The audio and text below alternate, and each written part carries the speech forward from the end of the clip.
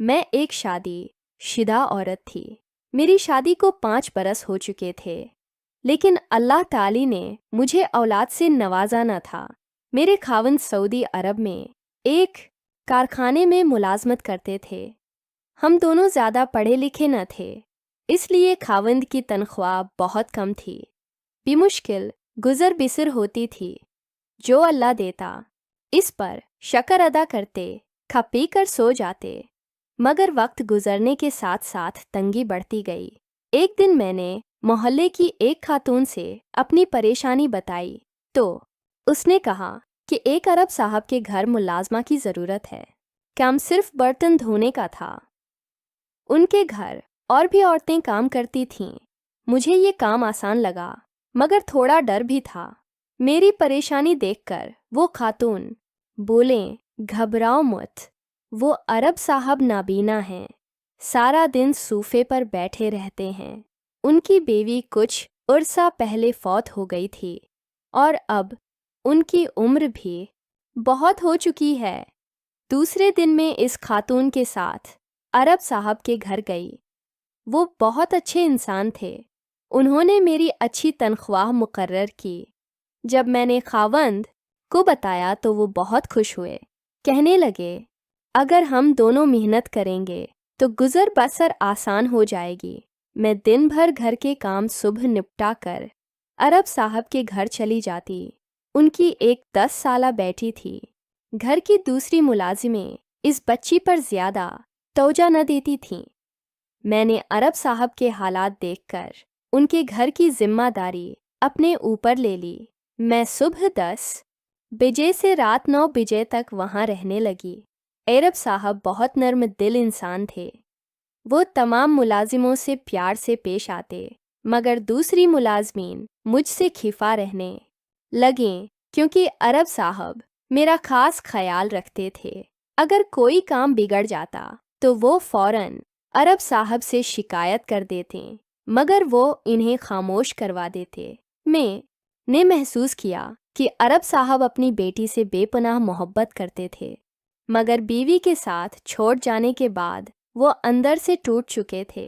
उनका एक मुस्तकिल मुलाजिम भी था जो उन्हें दफ्तर ले जाता और लाता। अरब साहब दफ्तर से वापस आते तो सबसे पहले बेटी के कमरे में जाते। मैं बच्ची के साथ मशगूल होती, इसलिए वो पहले दरवाजे पर दस्तक देते। मैं संभल कर बैठ जाती। फिर वो अंदर आते। वो मुझसे पूछते कि बच्ची ने क्या खाया, क्या पिया और तंग तो नहीं किया। एक रात जब मैं जाने लगी तो अरब साहब ने मुझे 3000 रियाल देते हुए कहा, ये रख लो, तुम्हारे काम आएंगे। मैंने कहा कि आपने जो तनख्वाह मुकर्रर की है वो काफ़ी है। वो हल्के से मुस्कुराए और बोले, ये मैं अपनी खुशी से दे रहा हूँ, रख लो। जब मैंने प्रेस में रकम रखी तो वो बोले, यह बात किसी से मत कहना। वो रात में बेचैन रही। अरब साहब का इजाफी रकम देना और छिपाने का कहना, दोनों बातें मेरे जहन में खटकती रहीं। फिर मैंने सोचा कि शायद वो मेरी मेहनत और खुलूस देखकर ऐसा कर रहे हैं। चंद रोज़ बाद अरब साहिब ने मुझे मज़ीद 1000 रियाल देने चाहे। इस बार मेरे दिल में शक पैदा हुआ। मैंने वो रकम वापस करते हुए कहा, मुझे ये रकम नहीं चाहिए। आप बार बार ऐसा क्यों कर रहे हैं? वो बोले, मैं तुम्हें रकम इसलिए दे रहा हूँ कि तुम मेरी बेटी का बहुत ख्याल रखती हो। मैंने कहा, ये तो मेरी ड्यूटी है जिसके मैं पहले ही पैसे ले रही हूँ।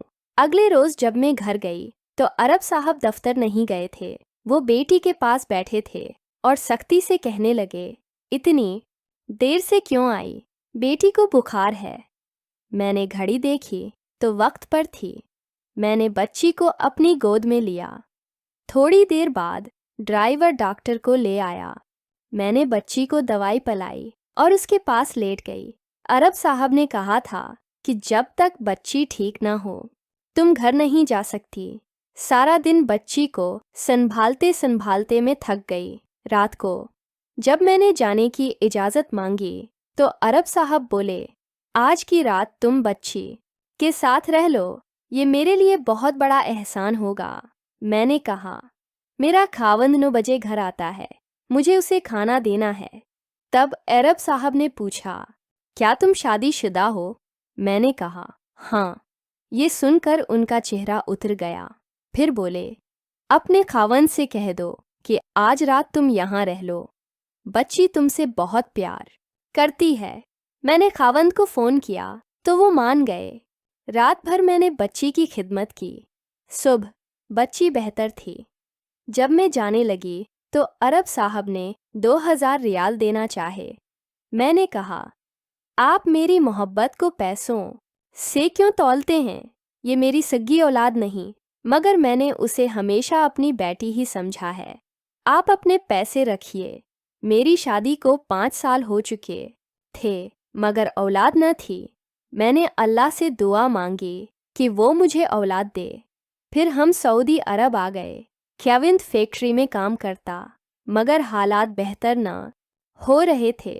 عرب صاحب کی بیٹی کی ذمہ داری مجھے ملی تو میں نے اسے بوجھ نہیں سمجھا بلکہ اپنی ساری ممتا اس پر نچھاور کر دی. اگلے دن جب میں کام پر آئی تو عرب صاحب پریشان بیٹھے تھے. کھانا پکانے والی ملازمہ چھوڑ کر جا چکی تھی. میں نے خود کچن جا کر انڈے اور روٹی سے ناشتہ تیار کیا. عرب صاحب بہت خوش ہوئے. شام کو 10 بجے عرب صاحب کا فون آیا. بولے فوراً میرے گھر آؤ, بہت ضروری کام ہے. میں نے خاوند کو بتایا تو وہ بولے آخر وہ عرب صاحب تم سے کیا چاہتے ہیں؟ وہ پہلے ہی کچھ دنوں سے بدلے ہوئے تھے. میں نے عرب صاحب کو فون کر کے کہا کہ خاوند اجازت نہیں دے رہے. وہ بولے چوکیدار چھٹی پر ہے ورنہ میں خود تمہارے گھر آ جاتا. میں نے کہا میں اپنی نوکری کی وجہ سے اپنا گھر خراب نہیں کر سکتی اور فون بند کر دیا. رات بھر میں بے چین رہی. صبح 10 بجے جب میں عرب صاحب کے گھر پہنچی تو میرے ہوش اڑ گئے. باہر بہت لوگ جمع تھے اور پولیس موجود تھی. میں نے خاوند کو فون کیا. اندر گئی تو سب ملازم رو رہے تھے. پتہ چلا کہ رات کو بچی کی طبیعت بہت خراب تھی. بچی بار بار مجھے بلوا رہی تھی. عرب صاحب خود مجھے لینے میرے گھر آ رہے تھے کہ ایک تیز رفتار گاڑی نے انہیں کچل دیا. میں عرب صاحب کی بچی کو گود میں لیے رو رہی تھی. میں نے کچھ دن وہاں رہنے کا فیصلہ کیا. کچھ دن بعد ایک وکیل نے آ کر بتایا کہ عرب صاحب نے اپنی جائیداد کا ایک حصہ میرے نام کر دیا تھا اور یہ وصیت کی تھی کہ میری بچی کو تنہا نہ چھوڑنا. یہ سن کر میری آنکھیں نم ہو گئیں. میں اور میرا خاوند مستقل طور پر عرب صاحب کے گھر رہنے لگے. اللہ نے مجھے اولاد کی صورت میں ایک پیاری بیٹی عطا کر دی. قدرت اپنے وہ رنگ دکھاتی ہے جو انسان کی عقل سے بہت بالا ہوتے ہیں. پیارے دوستو، جب میں نے یہ کہانی پہلی بار پڑھی تو میں نے سوچا کہ یہ شاید کوئی عام سی کہانی ہے، لیکن جیسے جیسے میں آگے بڑھتا گیا مجھے احساس ہوا کہ یہ ایک حقیقی زندگی کا درد بھرا باب ہے. یہ کہانی ایک ایسی عورت کی ہے جو شادی شدہ ہونے کے باوجود بھی اندر سے خالی تھی، کیونکہ اسے ماں بننے کی نعمت نہیں ملی تھی. وہ اپنے خاوند کے ساتھ سعودی عرب میں رہتی تھی. دونوں کم پڑھے لکھے تھے. خاوند فیکٹری میں مزدوری کرتا تھا اور جو کم تنخواہ ملتی تھی اس سے بھی مشکل گزر بسر ہوتی تھی. میں نے اس عورت کے دکھ کو محسوس کیا. جب ایک عورت کا گھر نہیں چلتا، جب اسے اپنے بچوں کے لیے دودھ نہیں خریدنا ہوتا کیونکہ بچے ہی نہیں، بلکہ اپنے اور اپنے خاوند کے لیے 2 وقت کی روٹی کا بندوبست کرنا مشکل ہو جائے تو وہ کہیں نہ کہیں ٹوٹنے لگتی ہے. یہ عورت بظاہر مضبوط تھی لیکن اندر سے بہت نازک تھی. جب اسے پتہ چلا کہ ایک عرب صاحب کے گھر ملازمہ کی ضرورت ہے تو اس کے دل میں امید کی کرن پیدا ہوئی، لیکن ساتھ ہی ایک عجیب سی کچکچاہٹ بھی تھی. وہ ایک پردہ نشین عورت تھی. اسے گھر سے باہر نکل کر کسی غیر مرد کے گھر کام کرنے میں جھجک ہو رہی تھی. یہ اس کی غیرت اور حیا کی علامت تھی. لیکن جب اسے بتایا گیا کہ وہ عرب صاحب نابینا ہیں، بوڑھے ہیں اور ان کی بیوی فوت ہو چکی ہے، تو اس کا ڈر کچھ کم ہوا۔ وہ سوچنے لگی شاید یہ اللہ کا بھیجا ہوا ذریعہ ہے۔ میں یہاں پر اس عورت کی ذہنی کشمکش کو دیکھ سکتا ہوں۔ ایک طرف اس کی ضرورت تھی، دوسری طرف اس کی غیرت تھی، اور یہی کشمکش کسی بھی باعزت عورت کے لیے بہت فطری ہے۔ جب وہ پہلی بار عرب صاحب کے گھر گئی تو اس نے دیکھا کہ وہ واقعی بہت نرم دل انسان تھے۔ وہ اپنے گھر کے ملازموں کے ساتھ اچھا سلوک کرتے تھے، کبھی کسی پر چیختے نہیں تھے، کبھی کسی کو حقیر نہیں سمجھتے تھے۔ یہ وہ خوبیاں تھیں جو کسی بھی مالک میں بہت کم دیکھنے کو ملتی ہیں۔ اس عورت کو ایک اور چیز نے متاثر کیا، عرب صاحب کی اپنی بچی سے محبت۔ وہ اپنی بیٹی پر جان چھڑکتے تھے۔ جب وہ دفتر سے واپس آتے تو سب سے پہلے اپنی بیٹی کے پاس جاتے، اسے پیار کرتے، اس کے کھانے پینے کے بارے میں پوچھتے۔ یہ منظر بہت ہی دل کو چھو لینے والا تھا۔ میں نے سوچا کہ شاید اسی لیے اللہ نے اس عورت کو اس گھر بھیجا تھا، تاکہ ایک بچی کو ماں کی محبت ملے، اور ایک بے اولاد عورت کو بچی کی صورت میں اولاد کا سکھ ملے۔ اللہ کے کام بڑے عجیب ہوتے ہیں۔ جیسے جیسے وقت گزرتا گیا، عرب صاحب کی مہربانیاں بڑھتی گئیں۔ انہوں نے اس کی تنخواہ تو اچھی رکھی ہی تھی، ساتھ ہی بار بار بونس بھی دینے لگے۔ 3000 ریال، پھر 1000 ریال، پھر 2000 ریال۔ یہ وہ مقام تھا جہاں اس عورت کے دل میں شک پیدا ہوا۔ یہ بہت فطری ہے، جب کوئی غیر مرد کسی شادی شدہ عورت پر بہت زیادہ مہربانی کرنے لگے تو عورت کے دل میں وسوسے پیدا ہوتے ہیں۔ اس نے سوچا کہیں اس مہربانی کے پیچھے کوئی اور تو نہیں، لیکن عرب صاحب نابینا تھے، بوڑھے تھے، اور انہوں نے کبھی کوئی غلط حرکت نہیں کی تھی۔ یہاں کہانی ہمیں ایک بہت بڑا سبق دیتی ہے۔ ہر مہربانی کے پیچھے برائی نہیں ہوتی۔ بعض اوقاتی انسان خالص دل سے محبت اور خلوص کا اظہار کر رہا ہوتا ہے۔ عرب صاحب کی تمام مہربانیاں اپنی بچی کے لیے تھیں، کیونکہ انہوں نے دیکھ لیا تھا کہ یہ عورت ہی ہے جو سچے دل سے ان کی بیٹی کی دیکھ بھال کر سکتی ہے۔ جب بچی کو بخار ہوا تو عرب صاحب بہت پریشان ہوئے۔ انہوں نے اس عورت کو فون کیا، لیکن وہ وقت پر پہنچی تو بھی انہیں تھوڑی سی ناراضی ہوئی، لیکن یہ ناراضی بھی محبت کی وجہ سے تھی۔ ایک باپ کی بے چینی تھی۔ جب رات کو بچی کی حالت بگڑی تو عرب صاحب نے عورت سے درخواست کی کہ وہ رک جائے۔ اس نے اپنے خاوند سے اجازت لی اور رک گئی۔ یہاں میں نے یہ سوچا کہ اس عورت کا خاوند کتنا سمجھدار تھا، جس نے بغیر کسی شک کے اپنی بیوی کو دوسرے مرد کے گھر رات رکھنے دیا۔ یہ اعتماد بہت بڑی چیز ہے، لیکن افسوس وہی اعتماد بعد میں ایک رات ٹوٹ گیا جب خاوند نے اسے عرب صاحب کے گھر جانے سے روک دیا۔ وہ رات وہ نہیں گئی، اور یہی وہ موڑ تھا جس نے کہانی کا رخ بدل دیا۔ وہ رات جب بچی بیمار تھی، باپ نے بار بار فون کیا، لیکن خاوند نے جانے سے منع کر دیا۔ عورت مجبور تھی، اس کا دل تو بچی کے پاس تھا، لیکن جسم گھر میں تھا۔ وہ بے چین رہی، نیند اس کی آنکھوں سے دور تھی، اور صبح وہ منظر، عرب صاحب کے گھر کے باہر لوگوں کا ہجوم، پولیس کا آنا اور ملازموں کا رونا۔ عرب صاحب اپنی بچی کی خواہش پر اس عورت کو لینے آ رہے تھے، اور راستے میں ایک تیز رفتار گاڑی نے انہیں کچل دیا۔ میں نے جب یہ واقعہ پڑھا تو میرا دل بیٹھ گیا۔